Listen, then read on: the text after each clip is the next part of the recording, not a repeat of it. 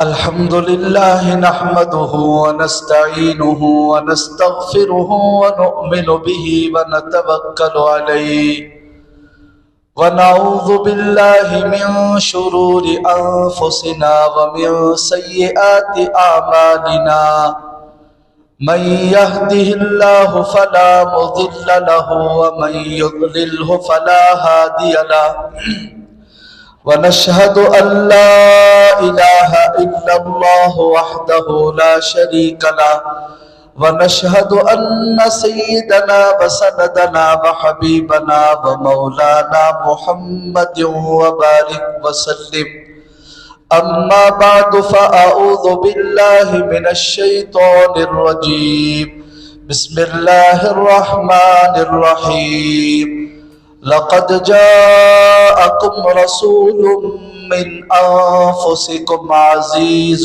عليه ما عنتم حريص عليكم بالمؤمنين رؤوف رحيم قال النبي صلى الله عليه وسلم لا يؤمن أحدكم حتى يكون هواه تبعا لما جئت به أو كما قال عليه الصلاة والسلام صدق الله العظيم وصدق رسوله النبي الكريم ونحن على ذلك لمن الشاهدين والشاكرين والحمد لله رب العالمين. بزرگان محترم، عزیز دوستو، گزشتہ کئی جمعہ سے میرے اور آپ کے آقا حضرت محمد الرسول اللہ صلی اللہ علیہ وسلم، جن کے صدقے میں اللہ نے اس کائنات کو بنایا اور انہی کی دعاؤں کا نتیجہ ہے کہ میں اور آپ انسان بن کر جی رہے ہیں، ورنہ ہم لوگ کتنی اللہ کی نافرمانی کرتے ہیں. ہر مرد جانتا ہے، ہر عورت جانتی ہے، اور اگر اللہ ان نافرمانیوں پر پکڑ شروع کر دے جیسے بنی اسرائیل کی پکڑ ہوئی تو یقیناً ہم میں سے کوئی آدمی اپنی اصلی حالت میں باقی نہیں رہتا. پتہ نہیں کس کا چہرہ کیسا ہوا ہوتا. دعا کریں کہ اللہ ہم سب کو سدھرنے کی، سنبھلنے کی توفیق عطا فرمائے اور ہمارے نبی کے نقش قدم پر چلنے کی توفیق عطا فرمائے. گزشتہ جمعہ اور اس سے پہلے جمعہ میں آپ کو ہمارے نبی کی پیدائش کے تعلق سے اور حضرت حلیمہ سعدیہ اپنے علاقے میں لے کر آنے کے تعلق سے کچھ واقعات بتایا تھا. ہمارے نبی کی زندگی کا ہر واقعہ بڑا عظیم الشان ہے، ہم لوگوں کے لیے عبرت ہے. ان واقعات کو سننے سے، سمجھنے سے ہمارے دلوں میں ہمارے نبی کی محبت پیدا ہو جاتی ہے اور وہ محبت نبی کی اطاعت پر کھڑا کرتی ہے. اس لیے اس جمعہ میں بھی ارادہ ہے کہ بچپن کے کچھ اور واقعات سنائیں جن کے ذریعے ہمارے دل میں اور بھی ہمارے نبی کی شدید اہمیت اور عظمت پیدا ہو جائے. ہمارے نبی کی سیرت پر جنہوں نے کتابیں لکھی ہے انہوں نے اپنی کتابوں میں لکھا ہے حضرت حلیمہ سعدیہ رضی اللہ عنہا جب ہمارے نبی کو لے کر اپنے قبیلے میں پہنچی ہے تو وہ قبیلہ اس وقت پوری دنیا میں سب سے زیادہ قحط زدہ تھا. بارش نہ ہونے کی وجہ سے ساری زمینیں تقریباً مر چکی تھی، درختوں پر پتے نہیں تھے، لوگ بہت پریشان تھے. ایسے قحط زدہ علاقے میں جب ہمارے نبی تشریف لے گئے، اللہ نے ہمارے نبی کی برکت سے علاقے کی تقدیر کو بدل دیا. کتابوں میں لکھا ہے کہ ہمارے نبی کے جانے کے بعد قبیلہ بنو سعد کے ہر گھر میں مشک کی خوشبو آیا کرتی تھی. کسی کے پاس مشک نہیں تھا، کسی کے پاس خوشبو نہیں تھی، لیکن ہر گھر سے مشک کی خوشبو آیا کرتی تھی. سب قبیلے والوں نے پہچان لیا چند دنوں کے اندر کہ ہم نے جس بچے کو یتیم کر کے چھوڑ دیا وہ بچہ کوئی معمولی بچہ نہیں، بہت برکت والا بچہ ہے. چنانچہ آپ علیہ السلام کے بچپن کے واقعات میں لکھا ہے کہ جب کوئی اس قبیلے میں بیمار ہو جاتا، کسی کے جسم پر تھوڑا پھنسی نکل آ جاتا تو وہ آدمی حلیمہ کے گھر آتا اور ہمارے نبی کے معصوم ہاتھ کو اٹھا کر اپنے پھوڑے پر، اپنی پھنسی پر رکھتا تو اللہ اس کی برکت سے اس کے پھوڑے کو درست فرما دیتے تھے. یہاں تک کہ ان کے بکریاں اور اونٹ وہ اگر کوئی بیمار ہو جاتے تو ایسے بیمار جانوروں کو لا کر نبی کے سامنے کھڑا کر دیا جاتا، آپ کے ننھے ہاتھ اس پر پڑتے تو اللہ اس کی برکت سے ان جانوروں کو بھی شفا دے دیتا. کیا مقام ہے ہمارے نبی کا، کیا عظمت ہے ہمارے نبی کی. تو حضرت حلیمہ سعدیہ فرماتی ہیں میرے گھر میں نبی کی پرورش بڑے عجیب طریقے سے ہوئی. وہ فرماتی ہیں کہ میں جب کبھی بھی دیکھتی کہ بچے کو منہ دھلاؤں یا تیار کروں، اس ارادے سے پانی لے کر آتی تو ایسا معلوم ہوتا کہ کسی نے ابھی نبی کو نہلا دھلا کر تیار کر کے چھوڑ کر گیا ہے. ہمیشہ ایسا معلوم ہوتا تھا کہ ابھی کسی نے ان کو تیار کیا ہوا ہے. اور شبنم جیسا صاف پھولوں جیسا شگفتہ چہرہ تھا ہمارے نبی کا، بہت چمکتا تھا، بڑا پیارا چہرہ تھا. ہمارے نبی صلی اللہ علیہ وسلم حضرت حلیمہ کے گھر میں بہت تیزی سے بڑھے. 9 مہینے کی عمر میں صاف بہترین بات کیا کرتے تھے. 10 مہینے میں چلتے کودتے دوڑتے اور 2-2.5 سال کی عمر میں باقاعدہ کشتی لڑتے تھے. 10 مہینے میں تیر چلاتے تھے. چلتے پھرتے اٹھتے بیٹھتے سب بہت تیزی سے بڑھ رہے تھے اللہ کے رسول علیہ السلام حضرت حلیمہ کے گھر میں. ایک مرتبہ ہمارے نبی نے پوچھا حلیمہ سے کہ ہماری بہن یہ شیمہ انیسہ یہ کہاں گئی؟ دن میں میرے ساتھ نہیں رہتی، صرف رات میں آتی ہیں. تو حلیمہ نے کہا کہ بیٹا یہ روزانہ بکریاں چرانے کے لیے جاتی ہیں. تو ہمارے نبی اصرار کرنے لگے کہ میں بھی اپنی بہنوں کے ساتھ بکریاں چرانے جاؤں گا. ان کا بھی اصرار ہوا اور شیمہ بھی تڑپنے لگی، وہ بھی درخواست کرنے لگی کہ ہمارے ساتھ ہمارے بھائی کو بھیجو. تو حلیمہ نے بھیج دیا. اب کتابوں میں لکھا ہے کہ کبھی کبھی ایسا ہوتا تھا کہ بکریاں چرانے کے لیے یہ بکریاں لے کر جاتی تو کبھی کبھی وہاں پر جنگل کا درندہ آ جاتا، شیر اور جو چیر پھاڑ کر کھانے والے جانور ہے درندے ایسے آ جاتے اور آ کر کبھی کبھی بکریوں کو پکڑ کر لے کر چلے جاتے تھے. بڑا سخت گرمی کا زمانہ تھا. حضرت شیمہ فرماتی ہیں جب ہمارے ساتھ ہمارا بھائی محمد ہوتا تو سخت گرمی کے زمانے میں جب میں گھر سے باہر نکلتی تو دیکھتی کہ نبی کے سر کے اوپر ایک ابر کا ٹکڑا ہے جو چھتری کی طرح سایہ کرتے ہوئے آ رہا ہے. جہاں جہاں نبی جاتے وہ ابر کا ٹکڑا نبی کے اوپر چھتری کی طرح ایسے آتا رہتا کہ نبی کے اوپر سورج کی گرمی نہیں پڑتی تھی. اور جب نبی ساتھ میں جاتے تو شیمہ کی بکریاں جہاں چرنے کے لیے جاتی تھی اللہ پاک وہاں پر تازہ گھاس کو اگا دیتا تھا. اور وہ جانور درندہ بھیڑیا جو بکریوں کو پکڑ کر لے جاتا تھا جب کبھی شیمہ کے ساتھ ہمارے نبی ہوتے تو وہ بھیڑیا خود آ کر ان بکریوں کی حفاظت کرتا تھا دوسرے درندوں سے. بڑی عجیب شان تھی ہمارے نبی کی. حضرت شیما جو ہے ہمارے نبی کو کندھے پر لے کر لوریاں دیتی تھی. ان کی لوریاں کتاب کے اندر لکھی ہوئی ہیں, بڑی پیاری لوریاں ہیں. وہ تھپکتے ہوئے کہتی تھی, میرا بھائی اب اللہ رب کی, اے میرا بھائی میری چاہت یہ ہے کہ تیرا نام جو ہے دنیا میں چاروں طرف پھیل جائے, تو ہمیشہ سب لوگوں کے دلوں میں باقی رہے, ساری دنیا میں تیرا چرچا ہو. اس طرح کی پیاری پیاری لوریاں دے کر ہمارے نبی کو لے جاتی تھی.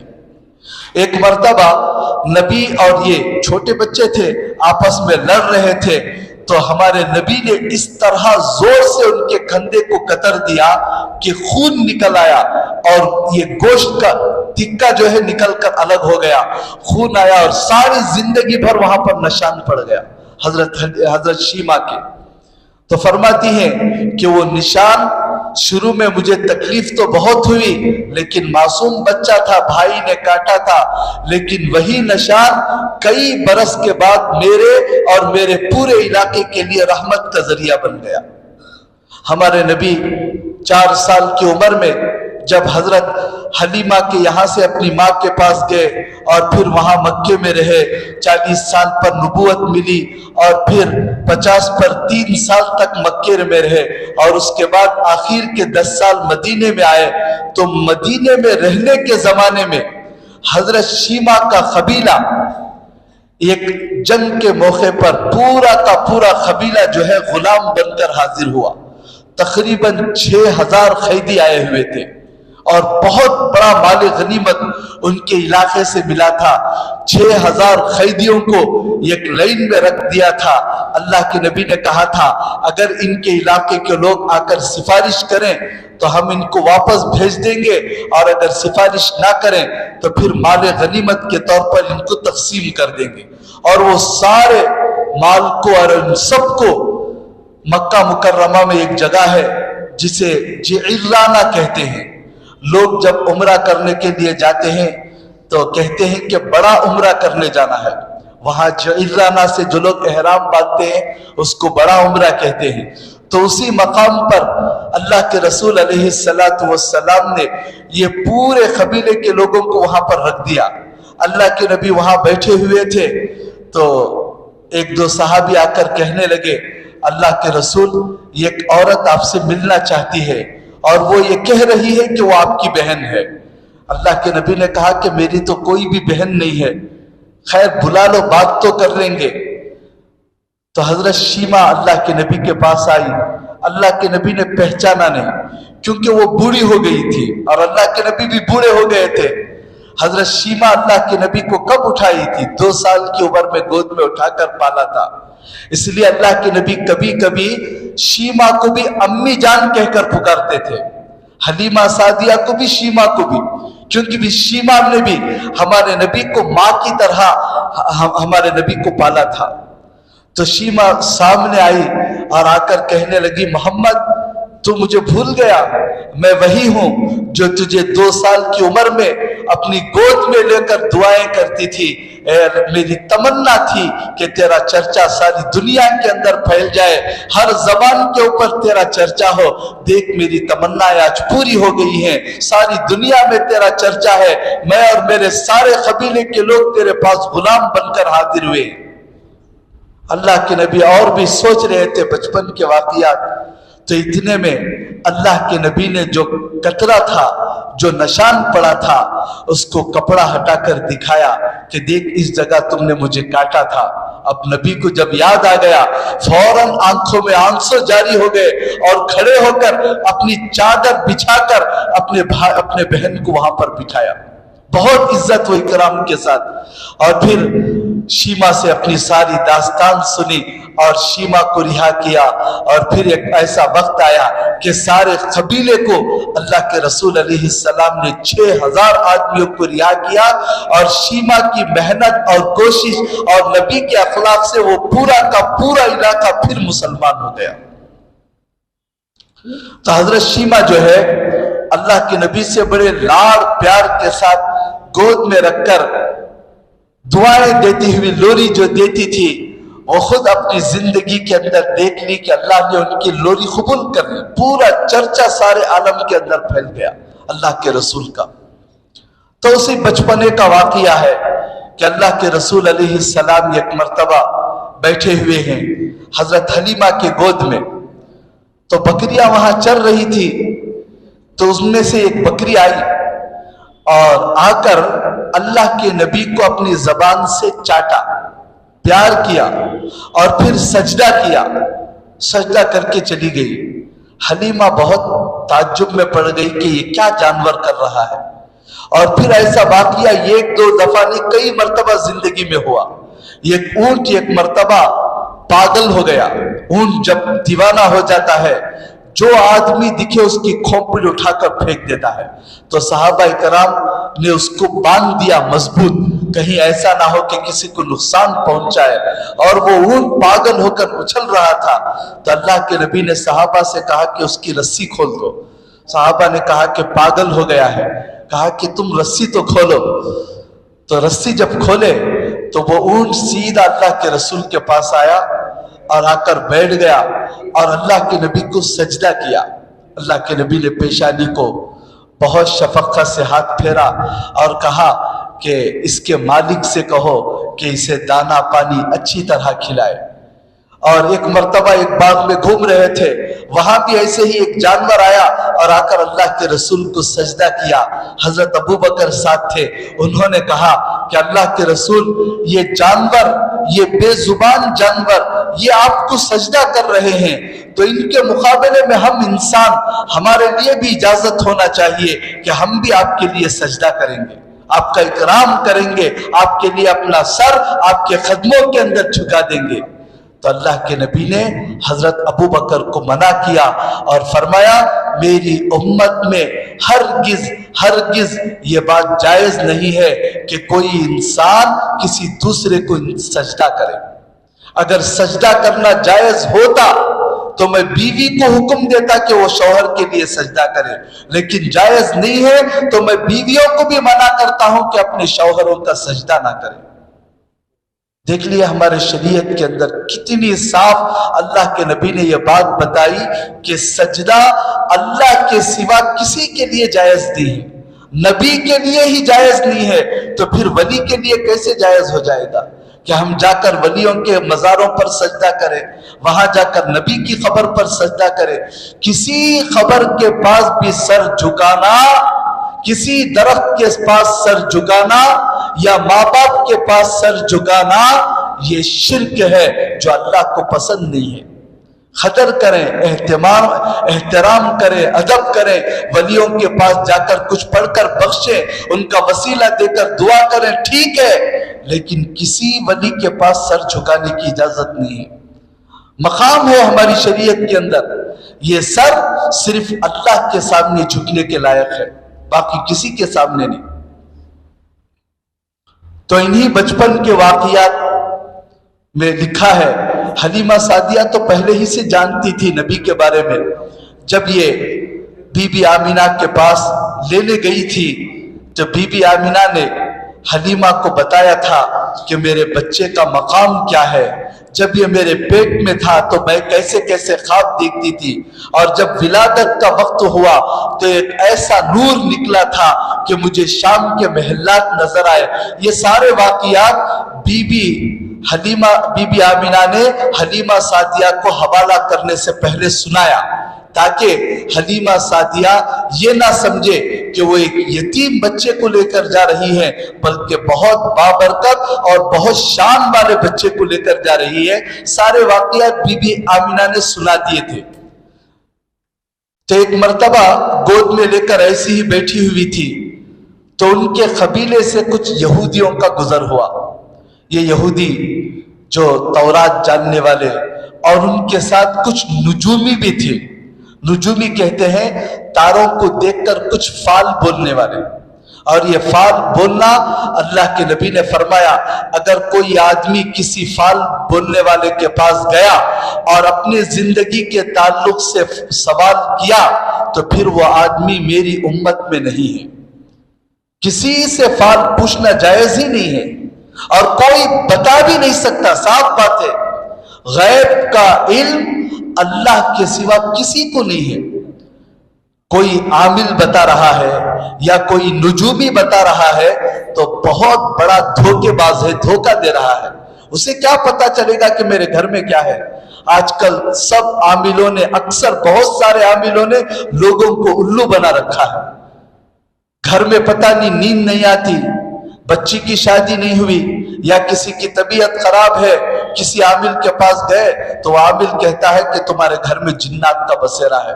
پھر وہ عامل کو کیا پتا کہ تمہارے گھر میں جن کا بسیرا ہے؟ کیا جن نے اس کو کہا تھا یا اسے غیب کا علم ہے؟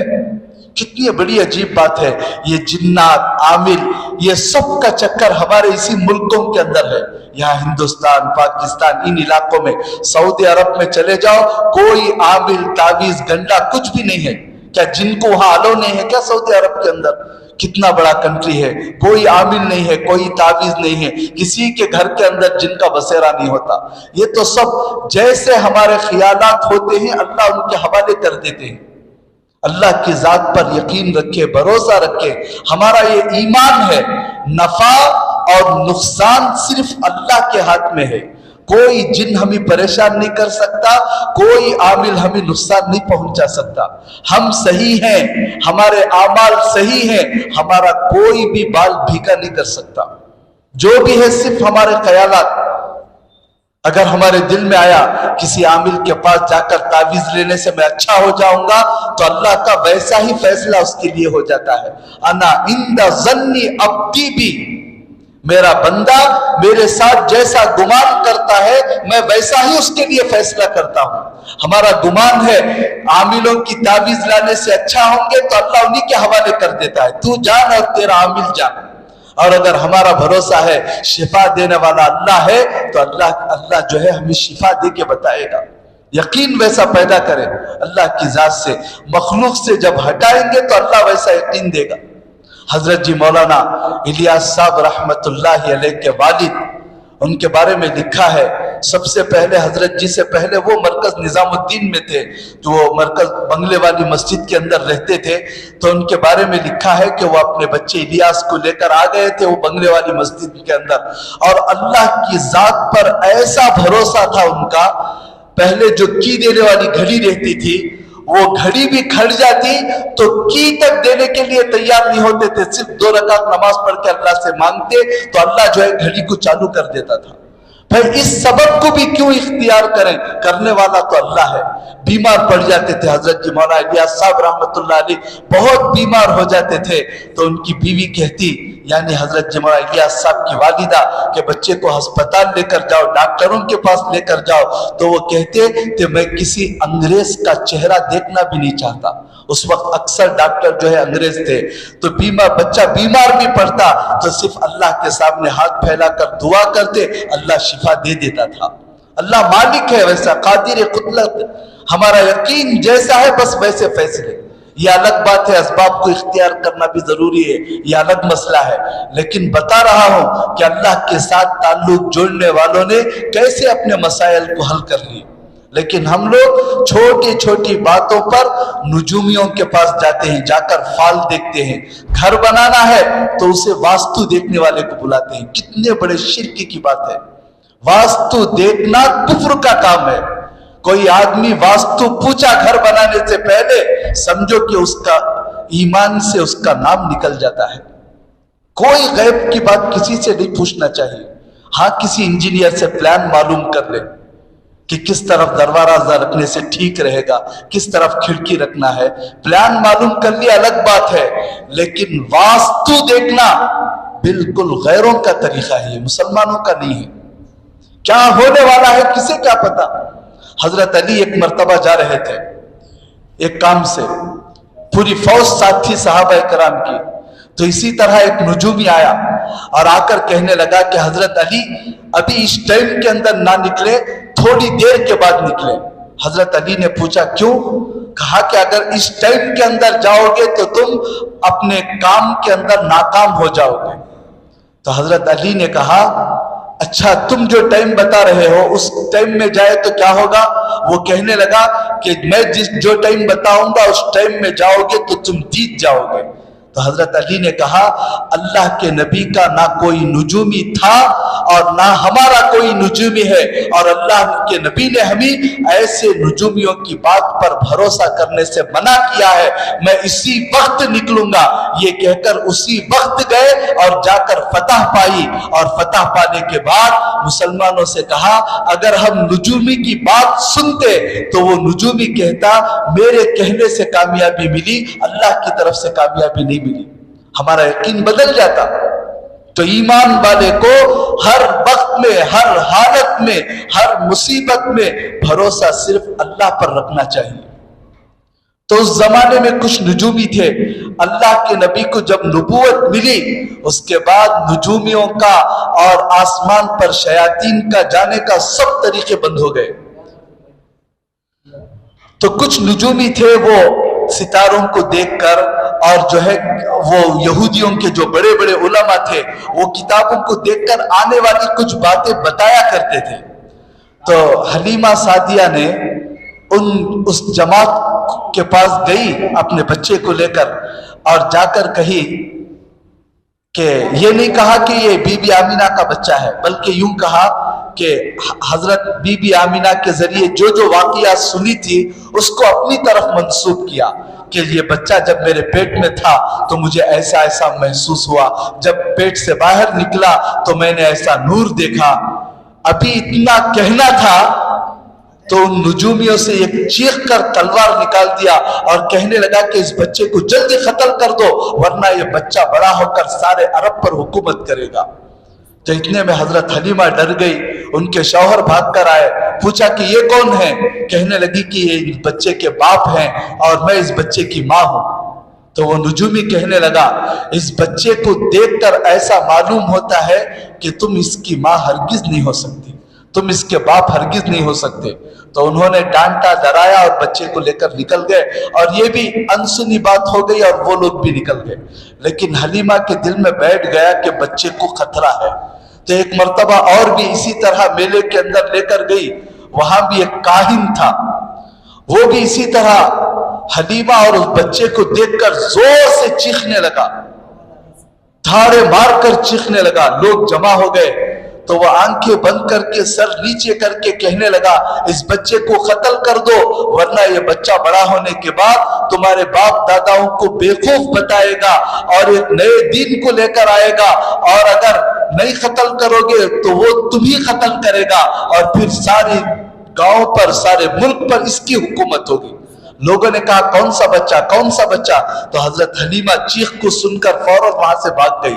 اب لوگ ادھر ادھر تلاش بھی کیے لیکن حضرت حلیمہ اور بچہ اس کاہن اور ان لوگوں کو نہیں ملا۔ حضرت حلیمہ پریشان ہو گئی۔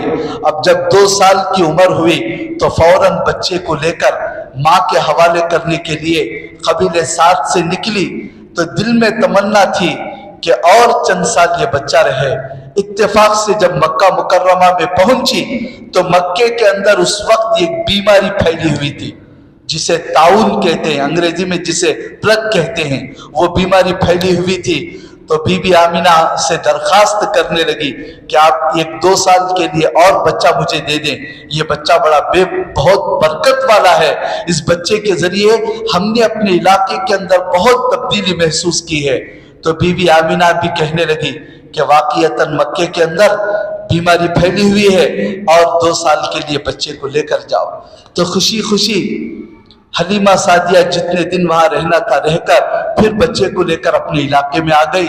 اب اللہ کے نبی بہت تیزی سے بڑھے، 4 سال کی عمر میں اللہ کے نبی اپنے ہمجولیوں کے ساتھ، اپنے ساتھیوں کے ساتھ، اپنے بھائی بہنوں کے ساتھ حلیمہ سعدیہ کا جہاں گھر ہے اس کے پیچھے کے علاقے میں تھوڑے سے فاصلے پر ایک جگہ پر جو ہے کھیل رہے تھے بچوں کے ساتھ۔ تو دیکھا کہ اچانک 2 پرندے آسمان سے نیچے اتر رہے۔ اب سارے بچے حیران ہو کر کھڑے ہو گئے۔ تو دیکھتے دیکھتے دو پرندے نہیں تھے، وہ دونوں قریب آ کر 2 فرشتے تھے، ایک حضرت جبرائیل علیہ السلام اور دوسرے حضرت میکائیل علیہ السلام، اور وہ دونوں سیدھا اللہ کے نبی کے بازو میں اترے۔ سارے بچے جو ہے ڈر گئے خوف کے مارے۔ تو حضرت جبرائیل نے میکائیل سے پوچھا کیا یہ وہی بچہ ہے جو ہمیں بتایا گیا؟ تو حضرت میکائیل نے کہا ہاں یہی بچہ ہے۔ تو اس بچے کو لے کر پہاڑ کی چوٹی پر گئے، سب بچے دیکھ رہے ہیں کیا ہو گیا، محمد کو اٹھا کر لے جا رہے ہیں۔ تو پہاڑ کی چوٹی پر لٹا کر نبی کے پیٹ کو کاٹ دیا گیا، اور اس کے اندر ہاتھ ڈال کر کوئی چیز نکالے تو سارے بچے چیخ مار کر وہاں سے بھاگے۔ تو حلیمہ سعدیہ کا جو بیٹا تھا عبداللہ، وہ تو بہت تیزی سے بھاگا اور جا کر حلیمہ سعدیہ اور ان کے شوہر کو کہا کہ کوئی دو آدمی ہمارے بھائی کا پیٹ پھاڑ دیے۔ اب یہ سننا تھا، دونوں کے ہوش اڑ گئے، دوڑتے ہوئے آئے اور آ کر دیکھا تو اللہ کے نبی پہاڑ کی چوٹی پر مسکراتے ہوئے بیٹھے ہیں۔ آپ کی نگاہ آسمان کی طرف اٹھی ہوئی ہے اور چہرہ بالکل زرد پڑ گیا ہے، پیلا پڑ گیا ہے۔ حلیمہ سعدیہ آئی، دیکھی، پوچھا بیٹا کیا ہوا؟ اللہ کے نبی کو پورا واقعہ بالکل یاد تھا۔ کہنے لگے کہ کوئی آدمی آئے اور اندر سے کوئی چیز نکالا اور اس کو جو ہے ٹھنڈے پانی سے، برف کے پانی سے دھویا، اور اس میں ایک کالا ٹکڑا تھا، اس کو نکال کر پھینک دیا اور پھر ایسے ہی رکھ دیا۔ صحابہ اکرام فرماتے ہیں اللہ کے نبی کے چھاتی پر ٹانکے کے نشان صاف نظر آتے تھے۔ جیسے بائی پاس سرجری کا آپریشن ہوتا ہے تو ان کے چھاتی کے اوپر جو نشان لگتے ہیں، صحابہ فرماتے ہیں ہم دیکھتے تھے کہ نبی کے چھاتی کے اوپر صاف ٹانکے کے نشانات تھے۔ اور 4 مرتبہ ایسا واقعہ پیش آیا اللہ کے نبی کے ساتھ، ایک تو 2 سال 4 سال کی عمر میں، اور پھر 10 سال کی عمر میں بھی ایسا بائی پاس سرجری کا گویا کہ ایک آپریشن ہوا، اور پھر 40 سال کی عمر میں ایک مرتبہ ہوا، اور پھر جب معراج میں جا رہے تھے اس وقت ہوا۔ 4 مرتبہ ایسا واقعہ پیش آیا۔ بچپن میں جو 4 سال کی عمر میں شق صدر کا واقعہ آیا، سینے کو باہر، چھاتی کو، دل کو باہر نکالنے کا واقعہ، اس وقت جو ہے کالا ٹکڑا ہر انسان کے دل میں رہتا ہے۔ علماء فرماتے ہیں دل کے اندر یہ کالا نقطے کی طرح ٹکڑا رہتا ہے، اور اسی ٹکڑے کے اوپر شیطان جو ہے حملہ کرتا ہے۔ کیسے حملہ کرتا ہے؟ یہاں پیٹھ کے پیچھے سے، بالکل دل کے مقابلے میں جو پیٹھ کا حصہ ہے دونوں شانوں کے درمیان، وہاں سے مچھر کی طرح سون لے جا کر وہ کالے نقطے میں چبو کر وہاں گندے خیالات ڈالتا ہے، وہاں گناہ کے خیالات ڈالتا ہے، بس اس کے علاوہ اور کچھ نہیں کر سکتا۔ صرف وہاں سون چبا کر صرف خیال ڈالتا ہے کہ دیکھ وہاں عورتیں آ رہی ہیں، ذرا نگاہ اٹھا کر دیکھ لے، دیکھ وہاں حرام ملتا ہے، ذرا کچھ کھا لے، ذرا دیکھ لے، ذرا مزہ لے لے، بس خیال ڈالا اور پھر سون نکال دیتا ہے۔ اگر وہ آدمی اپنے آپ پر بنایا ہوا ہے، اپنے دل کو سوارا ہوا ہے، مجاہدہ کر کے کسی کے سامنے اپنے آپ کو مٹا کر بنایا ہوا ہے، فوراً پہچان لیتا ہے کہ یہ شیطان کا حملہ ہے، اللہ سے پناہ چاہتا ہے، اور اگر اپنے آپ کو بنایا ہوا نہیں رہتا، شیطان کے اس حملے سے شکار ہو کر پھر شیطان جو کہتا ہے وہ کرنے لگتا ہے۔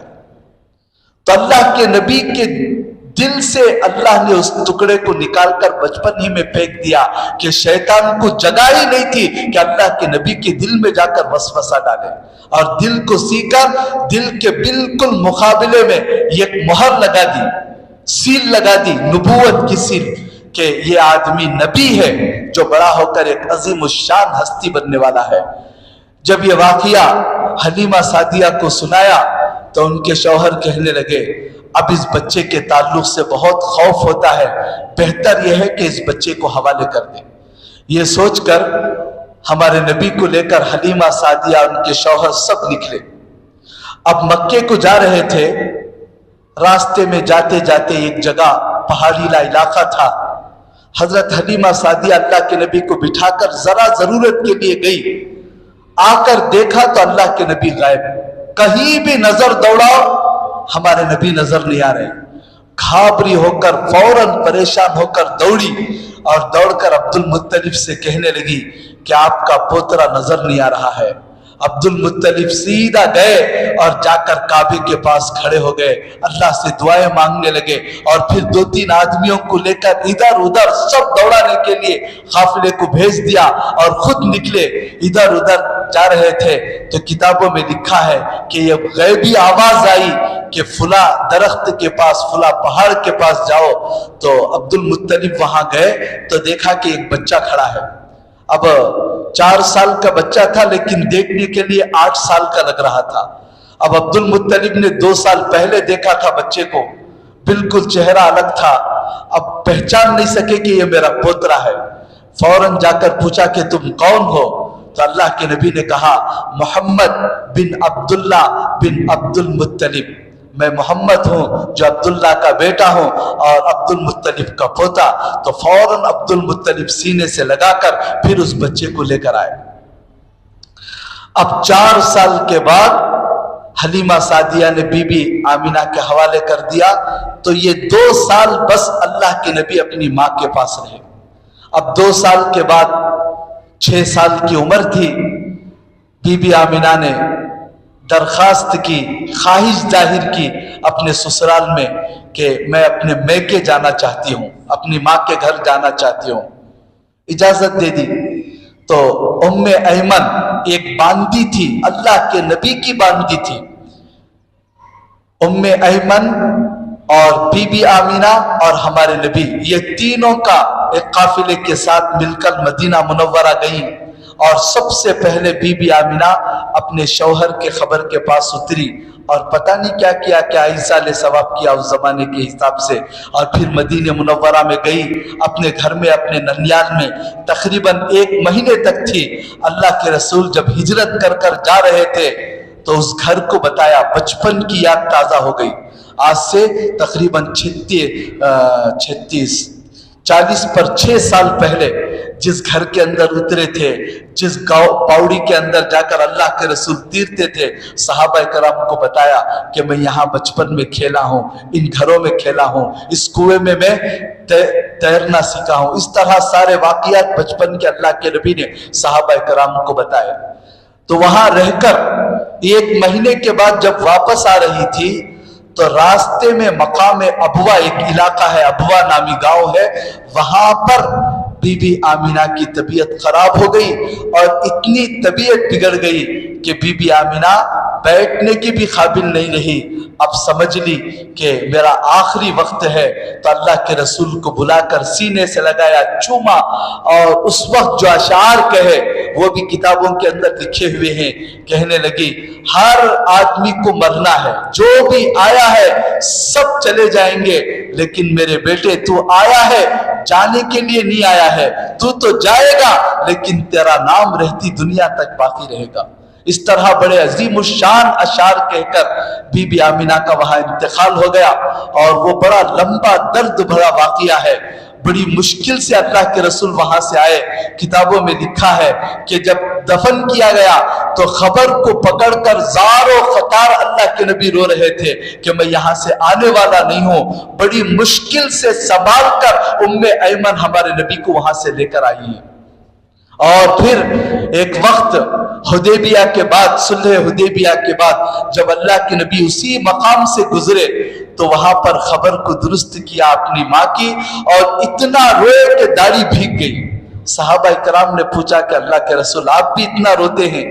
کہنے لگے کہ ہاں، کبھی اسی جگہ پر میرا دل رویا تھا، آج میری آنکھیں رو رہی ہیں۔ بچے کو کیا پتا ہے، بلک بلک کر میں بچپن میں رویا تھا، آج میری ماں یاد آ کر میری آنکھوں سے آنسو جاری ہیں۔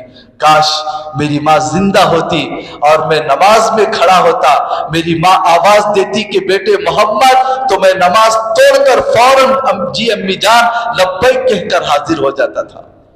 اسی لیے علماء نے مسئلہ لکھا ہے کتابوں کے اندر کہ نفل نماز میں آدمی کھڑا ہے، ماں پکارے تو فوراً نماز کو توڑ کر جواب دینا واجب ہے، اگر جواب نہیں دیا تو نماز پڑھنے والا گنہگار ہوگا۔ ماں کو نفل نماز ہے، سجدے کی حالت میں ہے، اللہ کے سامنے ملا ہوا ہے، ماں آواز دے تو علماء نے مسئلہ لکھا ہے کہ نماز توڑو اور جواب دو پہلے۔ اگر فرض نماز ہے تو اس میں اجازت ہے نماز کے بعد رخصت کی، لیکن فرض نماز چھوڑ کر باقی نماز ہے، نماز کو توڑ کر ماں کی پکار کا جواب دو۔ باپ کی پکار کا جواب دو. کیا مقام ہے ماں باپ کا؟ اللہ اکبر. اللہ کے نبی نے فرمایا ماں باپ کا مقام کیا ہے؟ ایک بیٹا صرف اپنے ماں باپ کو مسکرا کر محبت کی نگاہ سے دیکھتا ہے تو کامل حج کا ثواب ملتا ہے، کامل ایک حج کا ثواب. تو صحابی نے پوچھا اگر میں اپنی ماں باپ کو 100 مرتبہ دیکھوں تو کیا ثواب ملے گا؟ کہا کہ 100 مرتبہ دیکھا تو 100 حج کا ثواب ملتا ہے. کتنی بڑی دولت اللہ نے ہمیں دے رکھی ہے ماں باپ کی، اور ہماری حالت کیا ہے؟ ماں باپ کے ساتھ کیا برتاؤ؟ ماں باپ کے چہروں کو دیکھنا نہیں چاہتے، ماں باپ کی بات سننا نہیں چاہتے، ماں باپ کا دل دکھا کر. اللہ کے میرے عزیز دوستو، بڑی عجیب حدیث ہے. اللہ کے نبی فرماتے ہیں اللہ جو ہے ہر عذاب کو قیامت تک مؤخر کرتا ہے. چوری کر لے، زنا کر لے، بدکاری کر لے، کوئی بھی گناہ کرے، اس کا وبال مرنے کے بعد ملے گا، لیکن ماں باپ کو دل دکھانے کی سزا مرنے سے پہلے اللہ دنیا میں دے دیتے ہیں. آخرت میں بھی ہے. آخرت میں کیا سزا ہے؟ جنت کی خوشبو بھی نہیں سن سکتا. اس لیے اگر کوئی اپنے ماں باپ کا دل دکھائے ہیں معافی مانگ لو. اگر وہ زندہ ہے معافی مانگ لے، ہاتھ پکڑ کر پیر پکڑ کر معافی مانگ لے اور معاملہ یہیں پر صفائی کر لے. ایک صحابی حضرت علقمہ اللہ کے رسول کے صحابی ہیں، صرف بیوی کی بات سن کر ماں کا دل دکھایا تھا تو مرنے کے وقت میں کلمہ نہیں نکل رہا تھا. اللہ کے نبی آ کر کلمہ پڑھا رہے لیکن زبان سے کلمہ ادا نہیں ہو رہا تھا. کہا کہ اس نے اپنی ماں کا دل دکھایا ہے. ماں کو بلا کر کہا کہ اے ماں تو اپنے بچے کو معاف کر دے. ماں نے معاف کیا تو زبان سے کلمہ نکلا. صحابی کی یہ حالت ہے تو میری اور آپ کی کیا حالت ہوگی؟ کتنا ڈرنا چاہیے ماں باپ کے تعلق سے. اور اگر ہمارے ماں باپ کا انتقال ہو گیا، ہم نافرمان ہیں، حدیث پاک میں لکھا ہے کہ خوب ان کے لیے استغفار کرے، ان کے لیے ایصال ثواب کا اہتمام کرے. اس کی برکت سے اللہ نافرمان کو بھی فرما بردار بنا دیتے ہیں. بہرحال اس کے بعد لمبے واقعات ہیں، انشاءاللہ اگلے آئندہ جمعہ کے اندر یہ واقعات بیان کیے جائیں گے. دعا کریں کہ اللہ پاک ہم سب کو ہمارے نبی کے نقش قدم پر چلنے کی توفیق عطا فرمائے. ہمارے نبی جیسا چاہتے تھے ویسا ہم سب کو بننے کی اللہ توفیق عطا فرمائے. آمین. وآخر دعوانا الحمدللہ رب العالمین.